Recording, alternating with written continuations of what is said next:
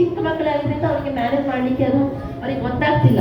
But ಅವ್ರು ತುಂಬಾ ಚಿಕ್ಕ ಮಕ್ಕಳಾಗಿರೋದ್ರಿಂದ ಅವರಿಗೆ ಈ ಡಿಸಿಪ್ಲಿನ್ ಅನ್ನೋದು ಅದನ್ನ ನಾವು ಹೇಳ್ಕೊಡ್ತೇವೆ ಸರ್. ಬಟ್ ನಾನು ಹೇಳ್ದಂಗೆ ಅವ್ರು ನಮ್ಮ ಮಾತನ್ನ ಅಷ್ಟು ಕೇಳುವುದಿಲ್ಲ. ಅದೇನೋ ಸಲಿಗೆನೋ ಅಥವಾ ನಾವು ಅವರಿಗೆ ಹೇಳಿ ಬಿಟ್ಟು ಬಿಡ್ತೀವಿ ಅಂತಾನೋ ಅಥವಾ ಏನೋ ಗೊತ್ತಿಲ್ಲ. ಬಟ್ ನೀವು ನಿಮ್ಮ ಕಡೆಯಿಂದ ಒಂದು ಸ್ವಲ್ಪ ಬುಕ್ ಹರಿತ ಇನ್ನೊಂದ್ಸಾರಿ ಎರೇಂಜ್ ಮಾಡಿ ಬರ್ಕೊಂಡು ಬಾ ಅಂತ ಹೇಳಿ, ಅಥವಾ ನೀವು ಹ್ಯಾಂಡ್ ರೈಟಿಂಗ್ ಚಂದ ಆಗಲಿಲ್ವಾ ಎರೇಂಜ್ ಮಾಡಿ ಮತ್ತೊಂದು ಬುಕ್ಕಲ್ಲಿ ಬರೀ ಅಂದ್ರೆ ಪರವಾಗಿಲ್ಲ ಸರ್, ನಾವು ಬರೆಸ್ತೇವೆ.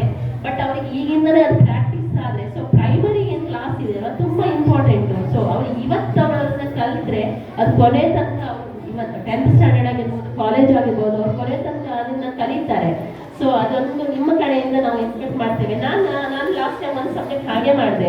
ಸೊ ಏನ್ ಮಾಡಿದ್ರು ಬರುತ್ತೆ, ಅವ್ನು ಕೇಳಲೇ ಇಲ್ಲ, ಹೆಂಗೋ ಹ್ಯಾಂಡ್ ರೈಟ್ ಬರಲಿ ಶುರು ಮಾಡಲ್ಲ.